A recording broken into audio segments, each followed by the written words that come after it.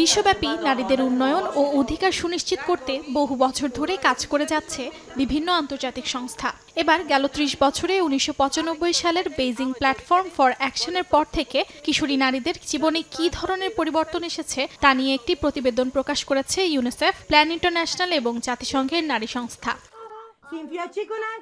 প্রতিবেদনে বলা হয়, গেল ৩ দশকে কিশোরীদের শিক্ষাক্ষেত্রে উল্লেখযোগ্য উন্নতি হয়েছে। তবে গেল ২০ বছরে শিক্ষার হার বাড়লেও এখনও প্রায় লাখো কিশোরী শিক্ষা থেকে বঞ্চিত। জরিপে দেখা যায়, বিশ্বব্যাপী এখনও কোনো বাক্য পড়তে ও লিখতে পারে না এমন কিশোরীর সংখ্যা প্রায় ৫ কোটি। এছাড়া স্বাস্থ্যসেবায় ঘাটতি, বাল্যবিবাহ ও নির্যাতনের ঝুঁকিতে রয়েছে আরও অনেকে।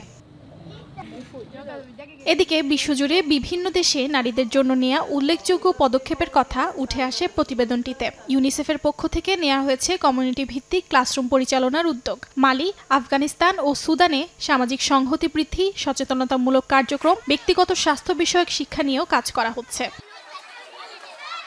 এখানেই শেষ নয়, বসন্তীকালের মেয়েদের সম্ভাবনা উন্মোচনের জন্য জরুরি পদক্ষেপ গ্রহণের আহ্বান জানান সংশ্লিষ্টরা। পাশাপাশি প্রতিবন্ধকতাগুলোকে চিহ্নিত করে বৃহত্তর অর্থনৈতিক ক্ষমতায়ন নিশ্চিত করার সুপারিশ করা হয়েছে প্রতিবেদনে।